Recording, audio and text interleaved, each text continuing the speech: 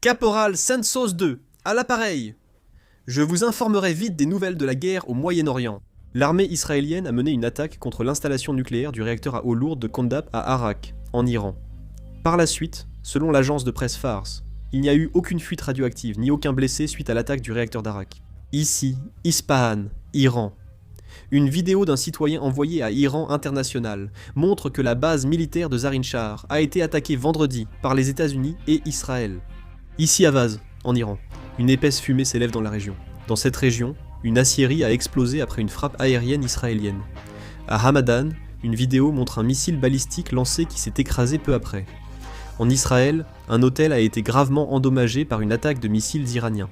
Liban. L'armée israélienne indique que le commando Shayetet 13 et la brigade Givati ont mené un raid dans une école à Kiyam, sud-Liban, où des centaines d'armes ont été trouvées. Selon l'annonce, les armes trouvées incluaient missiles anti-chars, obus de mortier, grenades, lanceurs, armes légères, mines, explosifs et matériel de détonation. Est-ce une vidéo de l'armée américaine attaquant les forces iraniennes? Le Croissant Rouge iranien indique que plus de 92 000 installations civiles dans tout le pays ont été endommagées lors des attaques des États-Unis et d'Israël. C'est le Koweït. L'Iran a attaqué le port de Mubarak al-Kabir, lié au projet chinois de la ceinture et la route, et utilisé pour le transport des troupes américaines. Les experts notent que c'est la première attaque contre une installation liée à la Chine. La Russie continue de soutenir l'Iran, envoyant 7 camions transportant 150 tonnes de matériel. Le vice-ministre du renseignement naval du corps des gardiens de la révolution islamique est mort dans une frappe israélienne. Dans le sud du Liban, l'armée israélienne a tué le commandant anti-char du Hezbollah. L'Iran a piraté l'email personnel de Kash Patel, directeur du FBI, et a publié photos et documents en ligne. Les États-Unis ont lancé plus de 850 missiles Tomahawk sur l'Iran en 4 semaines, suscitant des inquiétudes chez l'armée quant à une baisse rapide des stocks. Le porte-parole du commandement central américain a annoncé que 273 blessés sont retournés au service.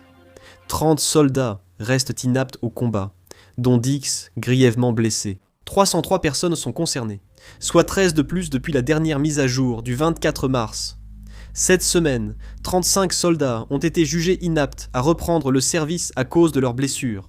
Selon un haut responsable israélien qui s'est exprimé auprès du NCB du gouvernement, eh bien, les frappes contre l'Iran devraient être considérablement intensifiées. Le ministre israélien de la Défense, Israel Katz, a mis en garde contre les attaques visant les civils iraniens et a appelé à leur cessation. Il a affirmé que si les attaques continuent, nos frappes aériennes seront renforcées et toucheront davantage de cibles soutenant la capacité de guerre de l'Iran. Le ministère russe des situations d'urgence a annoncé vendredi avoir livré 315 tonnes de médicaments à l'Iran par train jusqu'à la frontière. Le premier ministre polonais, Donald Tusk, a indiqué, citant un allié anonyme, qu'une nouvelle montée des tensions au Moyen-Orient pourrait survenir dans les prochains jours. La Chine a affirmé vendredi que les discussions de paix sur la guerre en Iran pourraient rétablir la navigation dans le détroit d'Ormuz et a soutenu le rôle de médiateur du Pakistan. Alors qu'ici, la guerre d'Israël contre l'Iran dure depuis près d'un mois, le Liban fait face à une grave crise humanitaire et risque la catastrophe. Le Haut Commissariat des Nations Unies pour les réfugiés a lancé un avertissement. Si d'autres informations sont communiquées ultérieurement, je réaliserai une vidéo et la mettrai en ligne. Je termine la vidéo ici. Merci.